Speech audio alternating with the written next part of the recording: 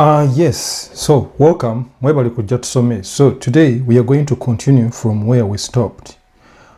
So last time, remember as usual, tukyali ku Excel.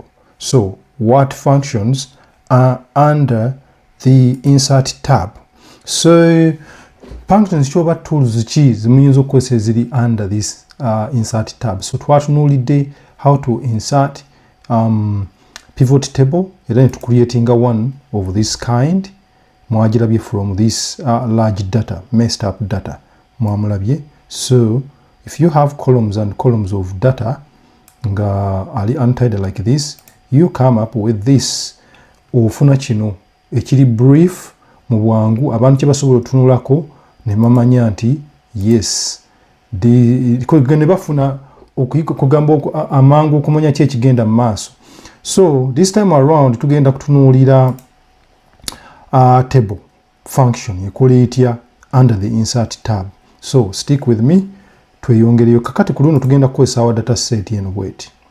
So data set abatagimanyi ye group of kugamba combination of numbers and letters nga biri wamu naye nga bimaking a sense bw'oba obianalyze nze n'obitegeera bulungi. So basically tugenda kukozesa ono data waffe olaba tulina columns zaffe mmeka.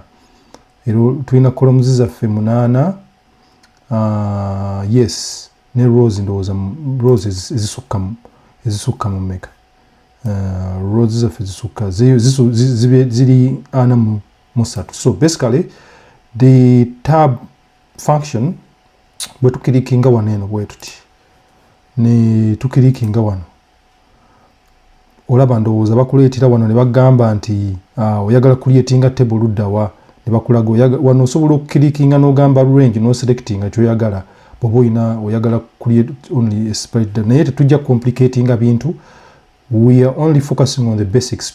Kugamba tugenda ne tusoose tujobi ne bitandikirwako so abantu bamenga bafuna okuyiga okutonotono okugamba okweyongerayo mu maaso. So genda ahead n'okirikinga okay.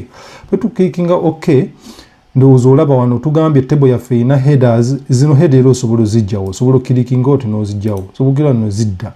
So buli bwoge kati olaba table emaze okukirikinga awo olaba tugamba table design era bwe tuli tukyali ku insert yeno osobola okuddayo naye this another extra tab wano eba table design. Table design ekuyamba ku beautifying oba okwongeramu kasupu mu kyoba okoze. So basically tulina table yaffe yino wano, tusobola okugenda wano table design ekikyusa, tusobola okukyusa colors. Era ndowooza bagamba olaba wano table styles, okyusa otya style ya table. Ndowooza olaba bwe hovering over gundi olaba colors bwe zituuka, colors zikyuka. Tujagala mu green tujagala mu ki kugamba byonna ekintu kisigala kiwoki ku muzuuli kandi kisigale ndowooza mu kala kano.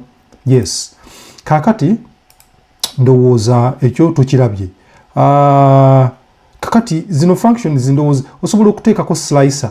Nsobola okugamba kanteeke wano slicer ekuyamba okubeera ngo wegamba wano bwe nkirikinze ka slicer kano ndowooza olaba kikandaze bandaga columns zino zetusobola okufiltering out.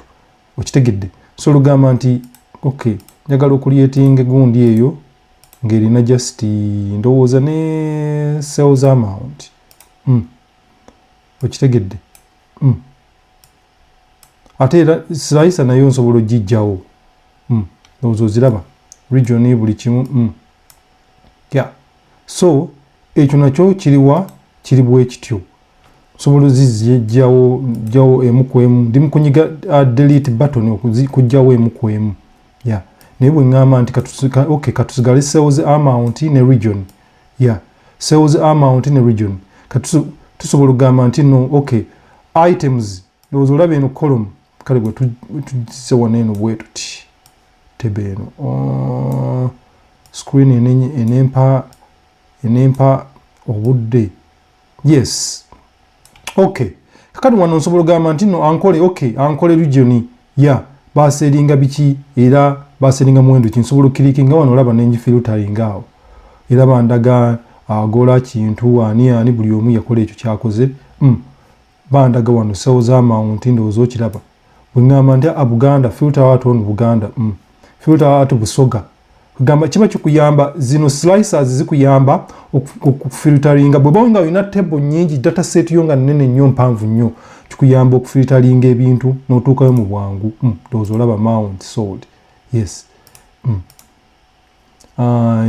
tusobola okugijjawo nayo amount sold nitusigala ki ne region ne gundi items zebatunze okay television mwatunze TV meka muwendo gugwawo ne region ezizaawo kati ekyo ndowooza nakyo ekya table kiwedde slicer osobola okukyusa kala ebisinga byonna bibeeraawo width bikigamba kukyusa obuwanvu bwa slicer yenkana etya ndowooza olaba eno tusobola ogifunzaamu eno tusobola nayo ogifunza tusobola obigaziya buli kimu kagamba kibeerawo ate okuddayo era onyiga bunyizikano noddayo so ndowooza that is how we can insert in the table and we can use the table function under the insert tab.